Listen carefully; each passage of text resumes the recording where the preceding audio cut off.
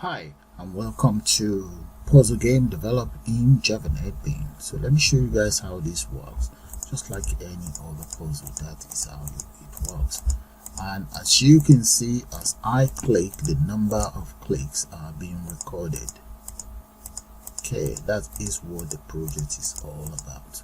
So what I'm going to do now is I'm going to take you guys straight into the Java NetBeans, and we'll try and put one of these together.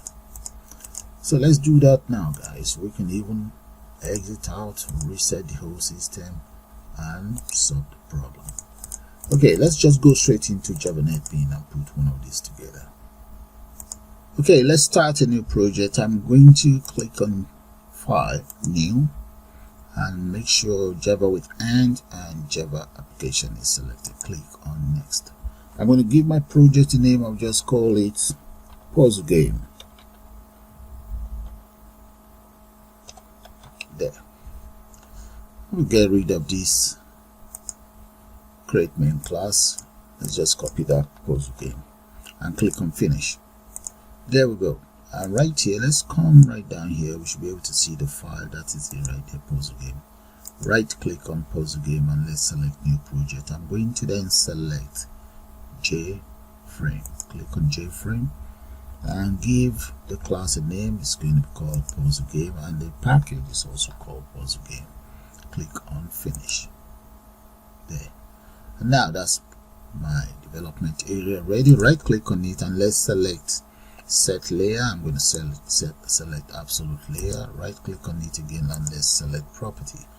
Go to the code and let's change the font size to 1400 by 800. And right here where we have generate center, I'm going to check that, and that is all there is to it. Now let's come to the palette here, select the panel, place it right there, and I'm going to just drag it out much. This is where the panel. Let's go to the properties and change the border. Let's come right here, line border. I'm going to make that 4 and change the color of that to cadet blue. I'm going to make that 95 by 158 by 160. There, I can even copy this code. I might need it. Click on OK, and there we go. That is it. That takes care of that. Good. I'm going to right click. I might as well just make copies of this. Right click, copy. There. We have to, we can bring that here. Okay, that's fine. Copy again. Take this down though and copy that. Okay, let's add button to it. This is how it's looking so far though. Let's just come in here, grab a button right there. There we go.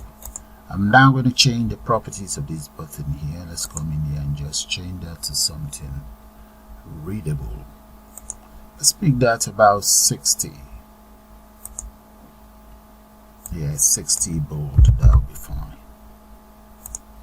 There. And the text content on it, I'm going to get rid of it. Just change that to 1. And I think that'll do. Let's see. Alright, dead center. That's fine. So let's just right click and copy and paste as well. We have 2 here. Paste another one, 3, and another one. That before, I'm going to have to create room for that. Just move it. Okay, so let's copy some more, paste, and just bring that down. Or we can just copy it all. Let's copy 3 together. Control C, Control V, paste. Right. Now copy this 4. Control C and Control V, paste. There we go. Undo that. We just need the buttons alone. Copy, paste. Right there. Yeah, that's much better. Okay, the text content on these, I'm going to have to delete that. And this will become 11, 10,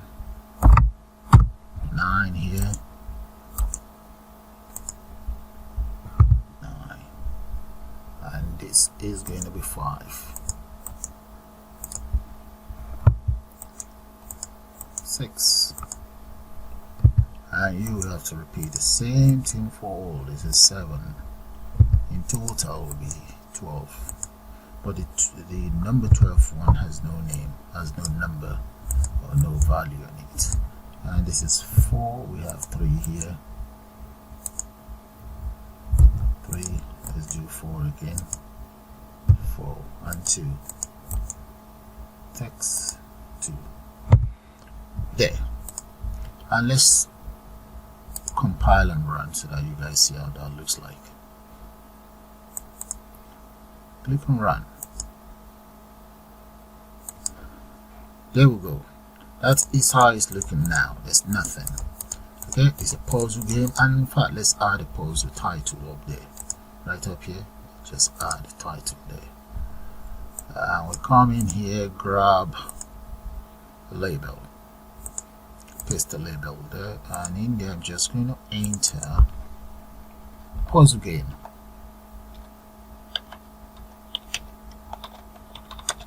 In Java. Yeah, that'll do. And let's change the size to something readable, maybe 88. Make that bold. And there. Yeah. Okay, that's much better. Alright, that's fine. And here I'm going to add some labels. Come in here, add a label. And let's go to the properties of this label, and in here I'm going to change the size. Let's change that to about 90 and bold. Yeah, that will do. Get rid of the text content or change that to clicks. That's just to count the number of clicks. Now go back to the property border. Where is border? That's border for it. Let's put a border around it. I'm going to select that, make that 4, and let's change the border color to select the RGB. I'm going to change that to, that would be 95, and I'll change this to 150. That is cadet blue, really. 160 there, and click on OK. Click on OK again. That is it. Next thing is, let's select it. I need to get this text center aligned. I want it horizontal center. I think that is good enough. Right, I can copy it as well. Copy, Control C, copy, and just paste it right underneath here. Yeah, and deletes the content we have in this one. We can move this one down a little bit. Get rid of the content in here,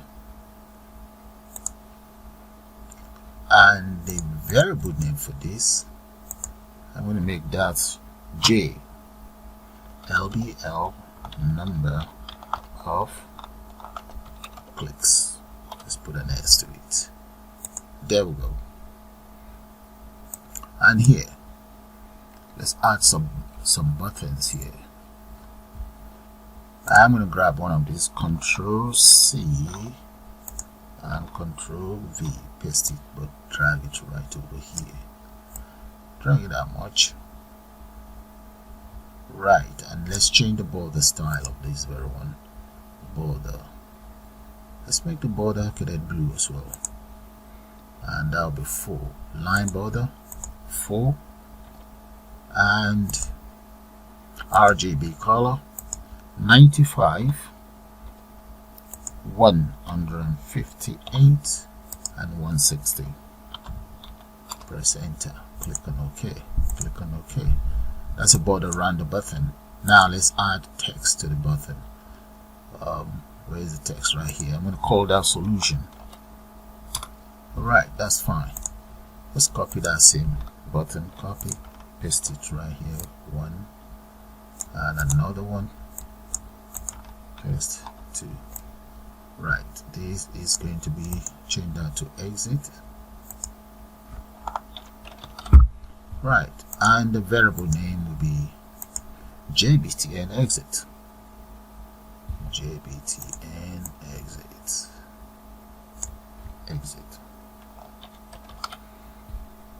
Right, what is this one called? jbtn. Have a jbtn reset. It's not a number. Right, and what was this one called? Oh, that should be solution. Okay, let's start with the function. Now, first of all, create a function that we use to shuffle these buttons around. So let's come straight into the code here, and right underneath here, right underneath is a press warning. I'm going to first of all maybe just create one of my, okay, right in there. First of all, let me just enter counter. Counter is the variable that I'm going to be using, and after that I am going to create my function. Let's call that function empty. Empty is port checker, and this function is going to take in some parameter. Okay, make sure you enter curly braces though. We're going to enter some parameter, but this parameter is going to be an object. This is J button, and this very J button, I'm going to give it a name. Just call the parameter 1, and the second object is going to be known as but2 as well. So that's but1, and this one is but2. Right. Okay, let's click on this and just import the JSwing button. Let's click on that, and that should take care of that error. Now, right underneath here, I'm going to now create as follows. The first thing, let's say string, and this very string, I'm going to call it maybe shuffle number. Shuffle number, why not? Shuffle number, and shuffle number equals but2 dot get text. Remember my parameter that is right up there, but2, that's who I'm addressing right now, and enter parentheses there and semicolon. There we go. Now let's use an if statement to validate the shuffle button that is made. So I'm going to say if, open the bracket, shuffle num equals, if shuffle number equals nothing, enter another curly braces there. Now if it equals nothing, I now want button number 2 to take in the value that we have inside number 1. So let's grab all of these, paste that in there, and change this to set text, and the texture setting is going to be whatever we have inside number 1, but number 1 there, and make sure there's a semicolon there. Once the data we have inside button number 1 is now stored in button number 2, we now want to clear whatever we have inside button number 1. That should be cleared anyway because it's now officially empty. So let's set that to, change that to set, and semicolon in there, and right in here there will be nothing. There we go. That is it. That's my function created. Look at it from here down here. Okay, so if you guys look at the design, means button 1 can move 2, button 1 can also move the position of 5. So we're talking of 1, 2, 1, 5, and 2 can move 1, 3, 2 can also move 6, 7 can move 3 vertically, 6 horizontally, 8 horizontally, and 11 vertically. So let's double click on button number 1. Okay, right inside button number 1, first of all I need to call the function. Okay, Alright, grab that very function.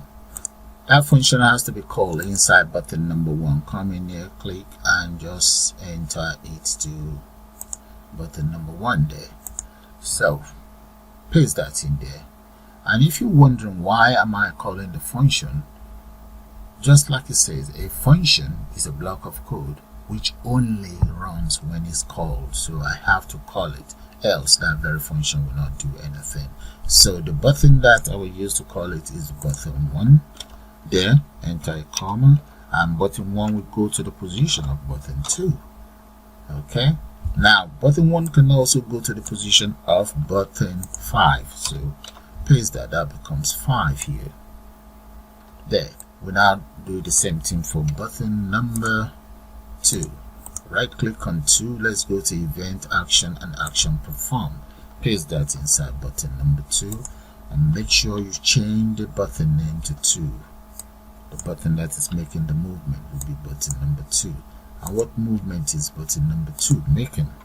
We need to look. It's making a movement to button 1, and it will also move to button 3. It can move to button 3 position, and there's one more movement. It can move to button 6. So come in here and change that to 6. This will be button 6. Now we need to take care of button number 3. Let's come in here, look at button number 3. We're talking of the movement of 2, 4, 7. So right click and select event, action, action, perform. So paste that in there. That is for 3. Change the button that is moving to 3. And 3 here. Remember 3 is moving to 4. And I think there's 7 there. Let's see. 7. That is good. Okay. Now button number 4 is going to move 3 and 8. Right click. Event, action, action, perform. Button 4 will be 3 and 8. There's 8 here. Get rid of this. And change this. The button that is making the movement to 4. 4. Okay, that is fine. Now let's go for button 5. Make 3 movement, 1, 6, 9. Now right click, event, action, action, perform. Paste that in there. This will be 1. There is 9 underneath here, and I think there's 6 here. 6. 1, 6, 9. There, and change the button that is making the movement to 5. 5 and 5 here. That should be 5 as well. Right. Okay, now button number 6. Double click on the button number 6. Go in there, and this will be 6. 6. 6. And the movement of 6 will be 5. 5, there will be 7 here, and here that should be, I think, 10. Let's see, 10. Right, 10. There is one more because it's 6. 7, that's 2 as well, making the movement of 2 as well. Grab that, paste that here, and that will be 2. There we go. So I guess you guys get the idea of all of the movement that each of these buttons will be making. So that shouldn't be confusing. Okay guys, and that's it all taken care of. This is for button 11, button 12. This is meant to be button 5, so change that to 5. So let's just make sure it's all correct. Okay, that is 9, 10, 11, 12, 5, 6, 7, 8, 3, 4, 1, 2, and that's it. Okay, let's run this program now and just see how that's going to work. So compile and let's run. Now run. There, we should be able to just shuffle things around. There we go. That is fine. Okay, but what we want is we want the system to officially shuffle the whole lot for us. We shouldn't be clicking on it. It should be officially shuffled once you run the program. So let's end that. And I'm going to go back right here. Let's create another function right underneath here. Let's come in here. Let's add that just to separate each of those functions. I'm going to need about 3 functions. Okay, the second function and the third function will be here. The second function, I'm going to call that as a public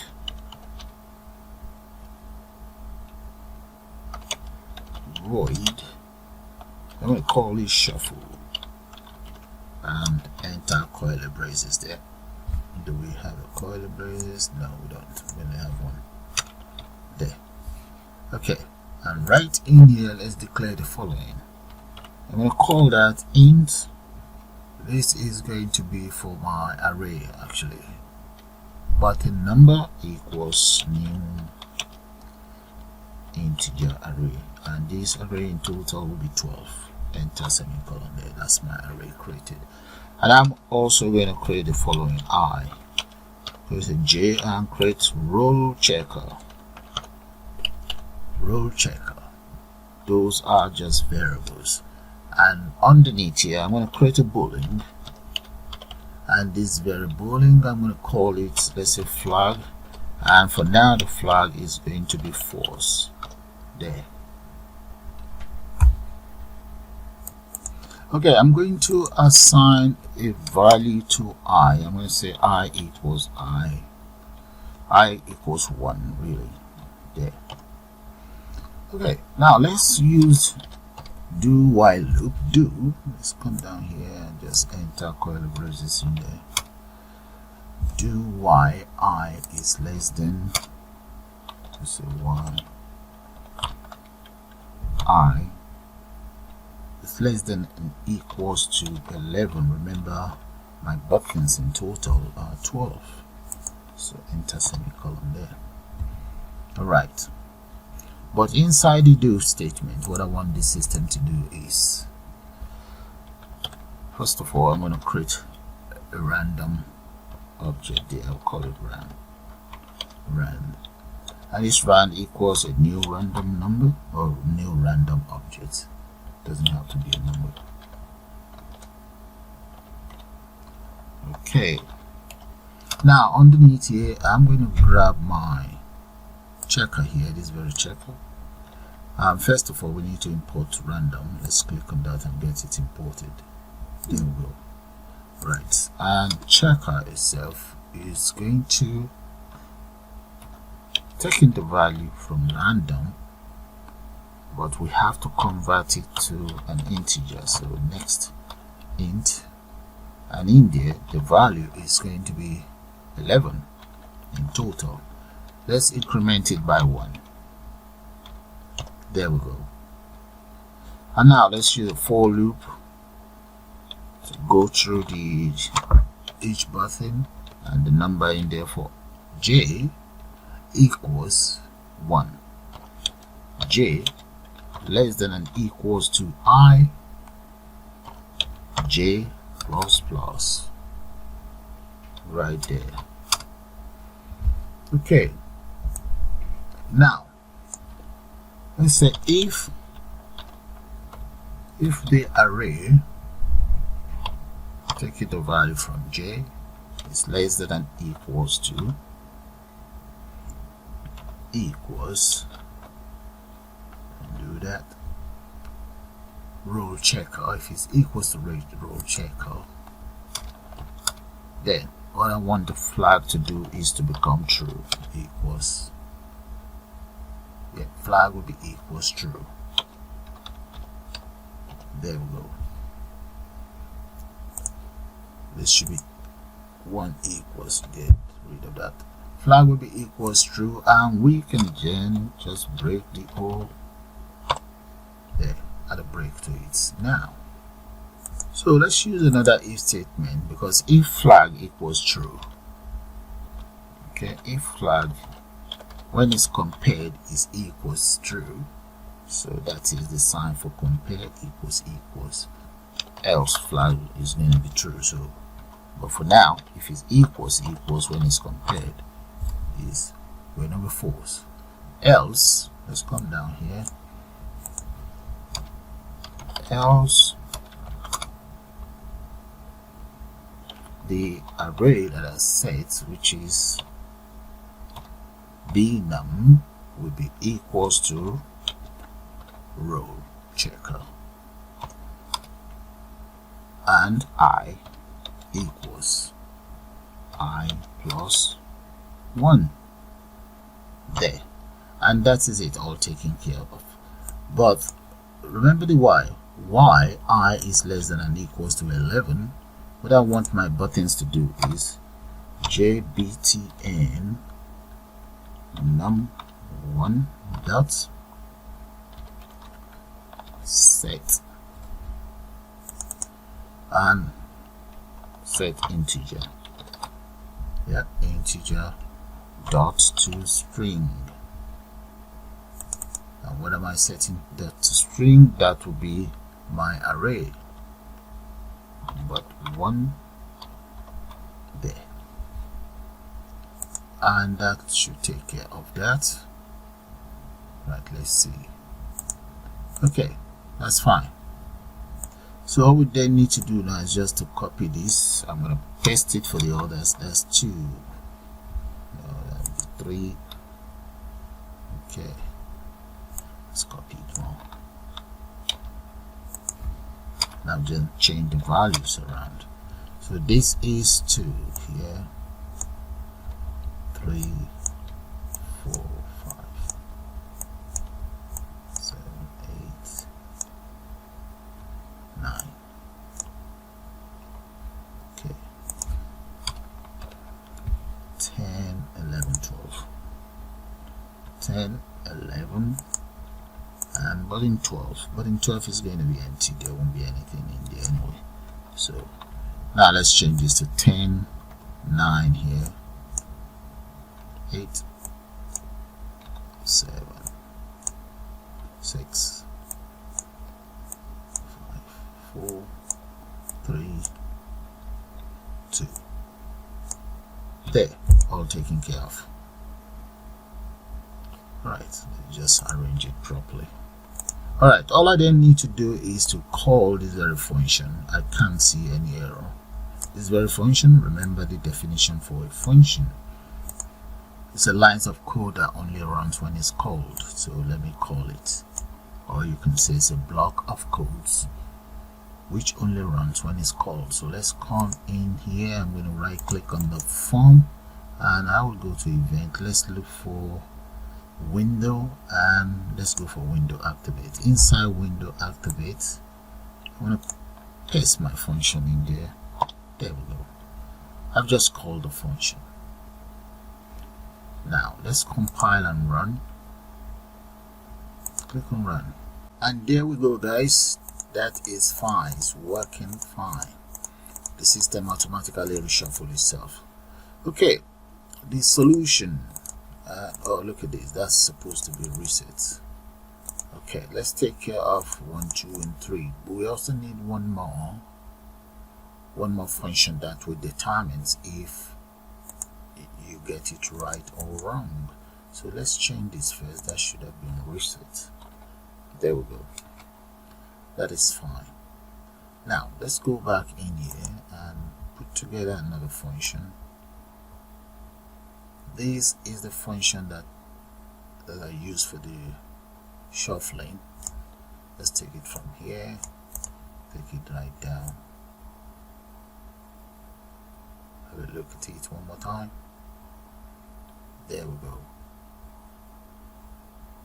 And that is the function that I use to reshuffle it, all of the values or all of the numbers on the button. So right underneath here, I'm going to create another function. I'm going to call that public function as well, public void, and I'll just call that solution checker. All right, so let's declare. I'm going to declare the following. I'll call it string b1 equals jbtn button number 1 dot get text.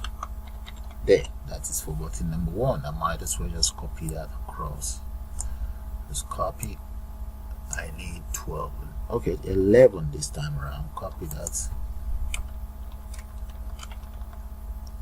We have 4 there. Now we have 8 there. Get rid of the 12th one. Okay, change this to 2, 3, and so on, 4.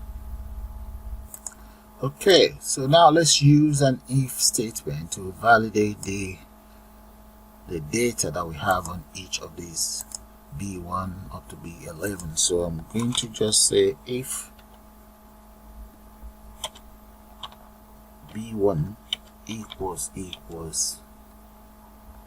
1 and B2 equals 2. So we'll repeat the same thing for the others. Now if each of these string variable are equals to the value that I enter in there, 1 to 11, I'm going to now enter a curly braces in here, and in there I'm just going to display a message option plain that will be dot show. I want it to show a message box, show a message. Let's see, message dialog.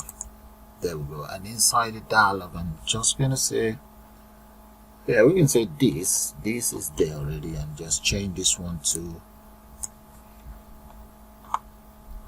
you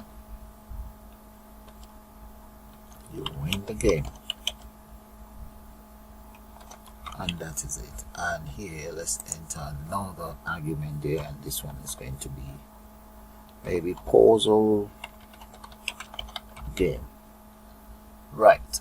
And let's say comma here, and just say j option plain dot information message. Where is it? Information message. That'll be the icon, right?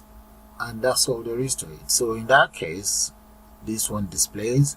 Let this one also display counter. I'm going to say counter. Remember the variable counter that I created earlier? Counter equals counter plus 1. At the initial stage, counter is 0 because there's nothing on counter. There we go. Now we want to add whatever we have straight into counter, into the label that is doing the counting, this very label. Let's go for that label. Where is it? I actually need a name. Right click. Okay, copy that name from the string variable back in here, paste that underneath, dot set text, and the text is going to be converted to integer dot to string.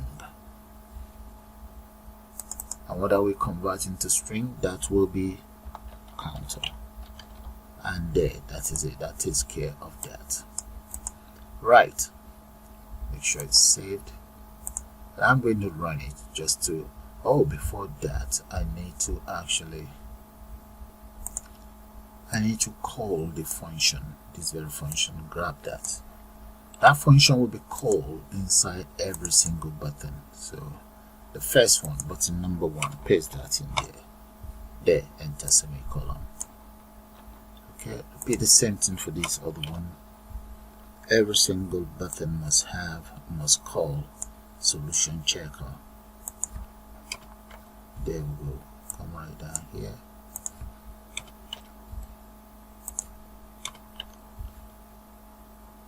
and with the solution checker we should be able to see when you click on any of the button, it is automatically added straight onto the label. How many clicks before you get it right. There we go. Yeah, I think that's all there is to that. There, that is it, all taken care of. Okay, the other one is let's see, have I taken care of the solution? Right click, event, action perform. Okay, inside the solution we're meant to call the function called shuffle. There we go. Shuffle. No, I think it's double F. There, that's it. Function shuffle. No, not function shuffle. We're meant to call that inside reset. Right click, will come in here. Reset. Yeah, inside reset. There. Why inside solution? First of all, let's just run it and see. Compile and run first. Now click on run. There we go. And when I click, I will have one click, 2, 3, and so on. Where's number 3? The 3 is right here. Bring that down. We have 3, and we need to position 4 in order, and so on, guys. Yeah, that is fine. Okay, it's working the way I want, so I'm happy with that. Now all I then need to do is let's check out my reset button. There. What about solution? We need to take care of solution and exit. Alright, end that. So let's come in here first of all. Solution. In the case of solution, that is the button right there. Let's make sure that's the right button. Yeah, that's a solution. All I just need to do is jbtn button number 1 dot set text, and that will be equals 1. That is for button 1. I can copy that across.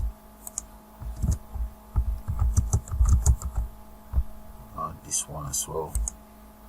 We have 4. Just copy. We change that around anyway. There, that's 12 in total. There, but in 12 there's nothing in 12 anyway, so get rid of this. That is 11, 10, 9, 8, 7, 6, that's 6, 5. Let's go up. We have 4, 3, 2, and there we go. Oh, I need to also change this value around. That's 3 here, 4, 5, 6, 7, 8, 9, 10, 11, and 12. There. That is the solution. So let's compile and run. Click on run. There we go. You can see the system has automatically reshuffled itself. Let's reshuffle it one more time. Alright, let's play around with that. Okay, you can find the solution to that. Click on solution, that's fine. As the old solution, just for you to cheat. Now let's take care of exit, and we can call it the end of this tutorial. So let's come in here. That's exit. Right click and select exit. Action perform. Now I'm going to create one object here. Let's say private JFrame, and I'm just going to call that JFrame. There. Oh, it's in the wrong place. We need exit. Where is exit? Copy that. Oh, that's exit. Paste it right above exit, and there we go. Now click on it to import the following: JavaX JFrame. There we go. Now we can enter our lines of code for exit there. So right in here inside exit, first of all, I'm just going to say frame equals new frame, new JFrame really. And this new JFrame, we're just going to give it an alias called frame, called exit, enter semicolon. And let's use an if statement. If, maybe we copy this instead of reinventing the whole wheel, just have to reinvent one or two things on it. If there j option dot show, let's say dot show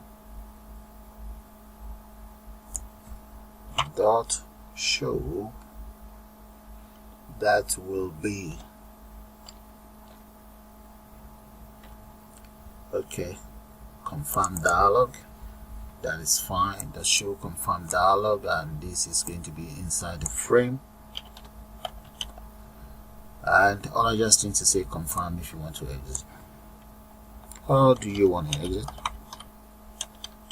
There. That's the name of my program, and in here I'm going to change these dots. Let's say dot yes, yes, no. And right here we just say equals j option yes no option. Grab all of this, paste it here, and close that. Once that is closed, all we then need to just do is open up a curly braces and we say system exit, system.exit, that will be 0. There, that's semicolon. That's my exit taken care of. Look at it. But you must make sure you declare that follow as well. There. Now compile and we'll run it. That should be, do you want to? Yeah. Do you want to exit? Now do that again. Run. There we go. Now let's just play the game. Let's see. I might not be able to win because I need to end this program and have a break. Alright, that's cool.